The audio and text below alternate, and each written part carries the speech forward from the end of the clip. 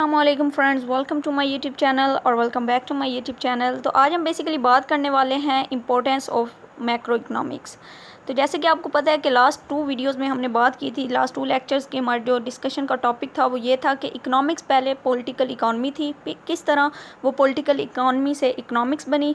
फिर हमने बात की कि किस तरह इकोनॉमिक्स से वो मॉडर्न मैक्रो इकोनॉमिक्स बनी।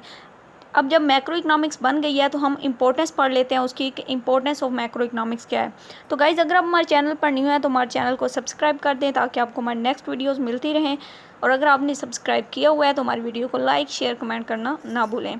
तो एनीवे हम स्टार्ट करते हैं। First of all, the importance of macroeconomics. The study of macroeconomics is very important for evaluating the overall performing of economy.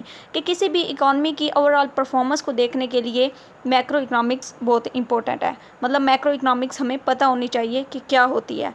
The importance of macro economics can explain with the help of following points. हम one by one हम following points के through macro economics की important को देख लेते हैं। First of all, जो first point है वो है फंक्शनिंग ऑफ एन इकॉनमी। किसी भी इकॉनमी की फंक्शनिंग को देखने के लिए कि वो किस तरह इकॉनमी ग्रो कर रही है, उसको देखने के लिए हमने मैक्रो इकोनॉमिक्स को मस्ट रीड करना है। सेकेंडली है formulation of economic policies. Third one है understanding and controlling economic fluctuations. Fourth one है inflation and deflation, and the fifth one is study of national income, and the six one is analysis the performance of an economy, and the seven one is study of economic development, and the last one is material welfare. तो इन सब points को देखकर इन सब point में हम discussion करेंगे कि why macro economics is important. तो फर्स्ट ऑफ ऑल हम फर्स्ट पॉइंट को डिस्कस कर लेते हैं, जो है functioning of an economy. Macroeconomics analysis is very essential for analyze the behavior of major economic indicator। तो जैसे कि लास्ट वीडियोस में भी हमने बताया था, अगर आपने हमारी वो वीडियोस नहीं देखी तो आपको डिस्क्रिप्शन में लिंक मिल जाएगा, वहाँ से देख सकते हैं। तो एनीवे हमारी जो first of all macro economics के जो इंडिकेटर हैं वो हमने बात की थी कि फर्स्ट ऑफ ऑल अनएम्प्लॉयमेंट है, second one GDP, GNP, inflation and deflation, ये सारे मैक्रो इकोनॉमिक्स के इंडिकेटर हैं। तो इन सब इंडिकेटर को रीड करने के लिए, इन सब इंडिकेटर को अंडरस्टैंड करने के लिए मैक्रो इकोनॉमिक्स को जानना ज़रूरी है। तो फर्स्ट इंपॉर्टेंस हमें ये मिल गई कि फंक्शनिंग ऑफ एन इकॉनमी, के किसी भी इकॉनमी के फंक्शंस को जानने के लिए मैक्रो इकोनॉमिक्स का नॉलेज होना ज़रूरी है। Second one is formulation of economic policies. तो जैसे कि हमें पता है 2 टाइप्स ऑफ पॉलिसीज़ है, one is physical policy and the other is monetary policy. These policies are the topic of macro economics. अब ये पॉलिसीज़ हम माइक्रो लेवल पे डिस्कस नहीं कर सकते, ये पार्ट है मैक्रो इकोनॉमिक्स का। Government deals not only with the individuals but individuals for all the economy. कि गवर्नमेंट सिर्फ लोगों से डील नहीं करती बल्कि पूरी इकॉनमी में जितने लोग हैं उनसे डील करती है। मतलब गवर्नमेंट का पर्पज़ होता है इकॉनमी को चलाना। Therefore government have to make policies for all the individuals of economy regarding how the produce unemployment, how to control inflation and how to put the economy on the path of development. कि government का purpose यही होता है कि किस तरह unemployment को हमने कंट्रोल करना है, ठीक है, किस तरह हमने इन्फ्लेशन को कंट्रोल करना है और किस तरह हमने इकॉनमी को एक डेवलपमेंट इकॉनमी बनाना है। So government have to make economic policies for the economy. तो इन सब चीज़ों को देखने के लिए गवर्नमेंट एक पॉलिसीज़ बना देती है। In order to understand economic policies knowledge of macro economics is necessary.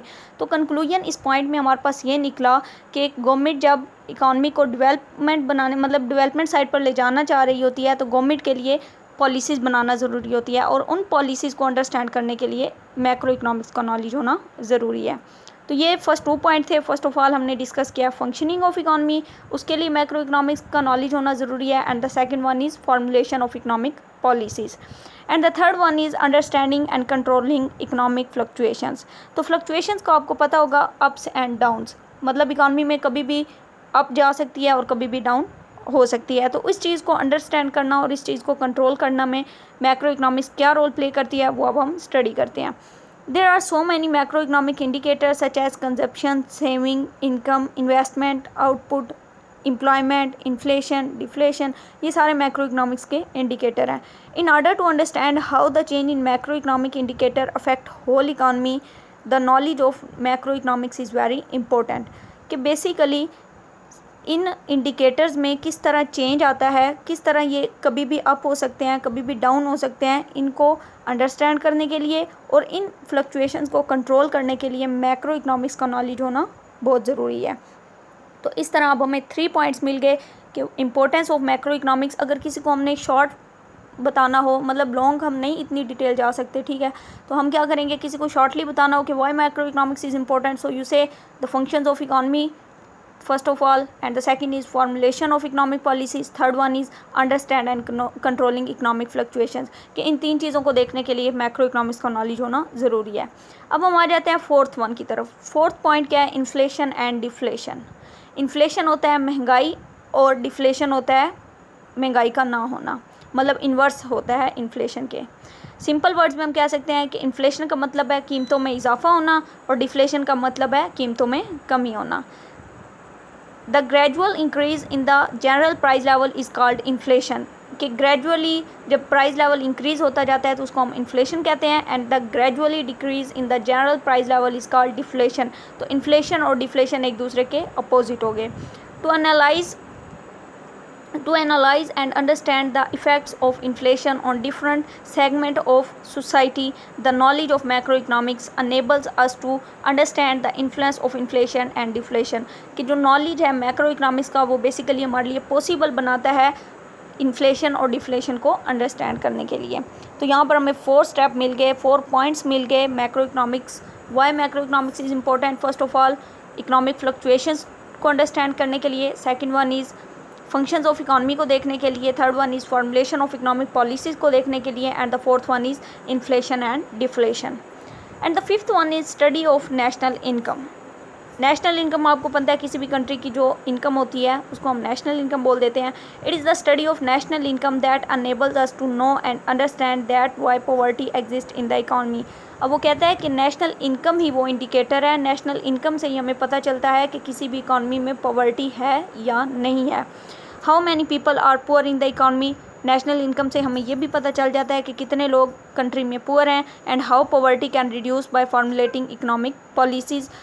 और वो कहता है कि बेसिकली किसी भी इकॉनमी में कोई भी ऐसी पॉलिसीज़ बनाना, जैसे कि स्टार्ट में हमने रीड किया है कि पॉलिसीज़ को अंडरस्टैंड करने के लिए मैक्रो इकनॉमिक्स का नॉलेज ज़रूरी है। तो अगर हमने पॉवर्टी को रिड्यूस करना है उसके लिए हमें पॉलिसीज़ बनानी पड़ेंगी, और वो पॉलिसीज़ तब बनेगी जब हमें मैक्रो इकनॉमिक्स का नॉलेज होगा। तो बेसिक जो हमारा कंक्लूजन निकला वो ये है कि किसी भी कंट्री की नेशनल इनकम और उस नेशनल इनकम में जितने प्रॉब्लम हमें फेस करने पड़ते हैं उनको देखने के लिए मैक्रो इकनॉमिक्स का नॉलेज होना ज़रूरी है। And the sixth point is analysis the performance of economy. Macroeconomics help us to understand, analysis the performance of economy. GNP, GDP and the national income estimate are used to analyze a performance of economy over time. कि किसी भी economy में GDP को देखने के लिए, GNP को देखने के लिए, नेशनल इनकम को देखने के लिए, अब ये तीनों चीज़ें क्या हैं इनको हम डिटेल में फर्दर अपनी नेक्स्ट लेक्चर्स में इंशाल्लाह डिस्कस करेंगे। तो इन तीनों चीज़ों को देखने के लिए हमारे पास मैक्रो इकनॉमिक्स का नॉलेज होना ज़रूरी है। How many goods and services were produced in the previous year can compare with the current amount of goods and services, we should have knowledge about macro economics, कि अगर हमने previous year को current year के साथ compare करना है तो हमें मैक्रो इकनॉमिक्स का नॉलेज होना ज़रूरी है। And the seventh one is study of economic development. Study of economic development basically क्या है कि with the knowledge of macro economics it has become possible to discuss why countries under develop, कि जब हम macro economics का knowledge होगा, जब हम सारे कंट्रीज़ की इकॉनमी को रीड करेंगे, क्योंकि सारे कंट्री की इकॉनमी कंसिस्ट होती हैं मैक्रो लेवल पर, तो इसलिए जब हम उनको रीड करेंगे तो हमें आइडिया हो जाएगा कि कौन से कंट्रीज़ अंडर डेवलप हैं, कौन से डेवलप हैं और कौन से डेवलपिंग है, और इसकी बेसिक रीजंस क्या हैं। ये हमें तब पता चलेगा जब हमें मैक्रो इकोनॉमिक्स का नॉलेज होगा। Macroeconomics also enables in why the distribution of income in an equal and how to standard of living of people of economy can be raised to promote our welfare। वही बात है कि किसी भी economy के welfare को देखने के लिए, किसी भी इकॉनमी की पॉवर्टी को, इनकम को, किसी भी इंडिकेटर को, GDP, GNP, अनएम्प्लॉयमेंट को देखने के लिए मैक्रो लेवल का, मैक्रो इकोनॉमिक्स का नॉलेज होना ज़रूरी है। अब हमारा जो लास्ट पॉइंट है वो है मटीरियल वेलफेयर, लोगों की फलाह व बहबूद। मटीरियल वेलफेयर को अंडरस्टैंड करने के लिए for example the macro economics has important because the main objective of economics to raise the welfare of entire society, कि इकोनॉमिक्स का जो बेसिक ऑब्जेक्टिव है, जो बेसिक पर्पज़ है वो ये है कि सोसाइटी के वेलफेयर को किस तरह राइज किया जाए। तो मैक्रो इकोनॉमिक्स का नॉलेज हमारे पास होगा तो हम ईज़िली ह्यूमन मटीरियल वेलफेयर को डिस्कस कर सकेंगे।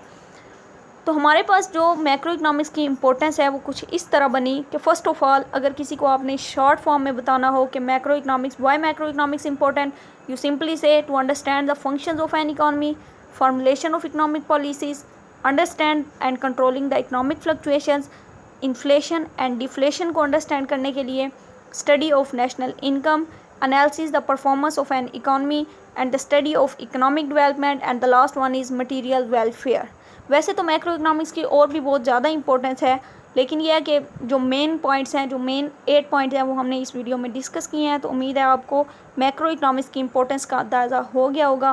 तो अगर आपको हमारा लेक्चर पसंद आया या अगर आपको हमारी वीडियो अच्छी लगी तो हमारी वीडियो को लाइक, शेयर, कमेंट ज़रूर कर दें, और अगर आप हमारे चैनल पर नहीं होते तो हमारे चैनल को सब्सक्राइब कर दें। So thanks for watching guys. Stay home, stay safe. Allah Hafiz.